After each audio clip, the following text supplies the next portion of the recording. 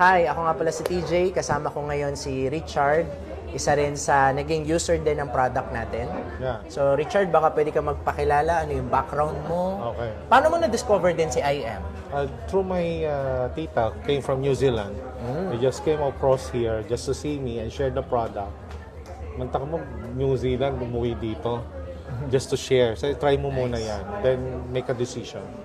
Sige, I'll just try. Sabi ko, when we met in BGC. By the way, I'm Richard Karangian. You may call me Rich. And I am a professor by profession. Wow. I'm a business consultant from different areas.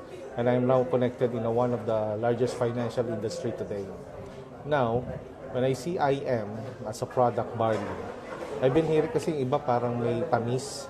And I don't think that's effective because of the gluten that has been in there. When I tried the organic taste, ito yung barley.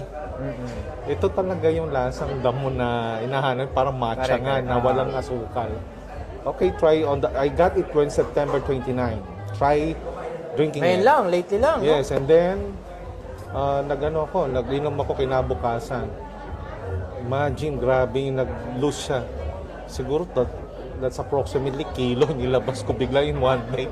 Yung pagdumi ko. Oo. Sabi ko, opo. Talaga naramdaman na parang ang daming nilabas. Sabi ko, tita, ganun bang effect nito? Kasi normally hindi ganun eh. But there's a ganun. Hindi, try mo lang yan. Kung ko sa'yo mag 3 times drinking ka 30 minutes before meal. I followed her. Ayan. Nag-inom ako. So, sabi ko, teka lang, kunin natin yung inches ko. So, talaga ang inches ko from my waistline is already 61.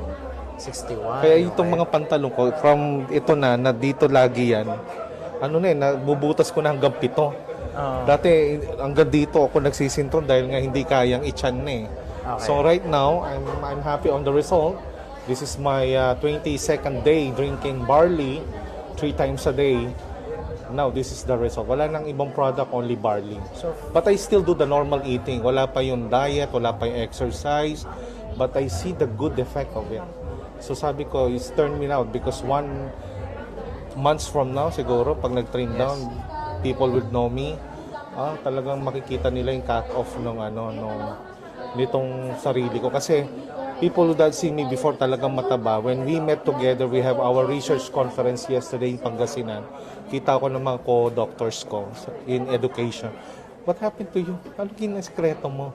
And they saw me before I eat the meal. Nagtitimpla muna ako ng barley. What's that? It's barley. So come and taste it, share. So they were too interested about it. So this time parang pa-teaser muna sila. Galing. So if God's permit, malaki ang market natin with my colleagues. So, meaning Richard, from 61, ano nangyari? It's 52.5 now, 3 days ago pa yan.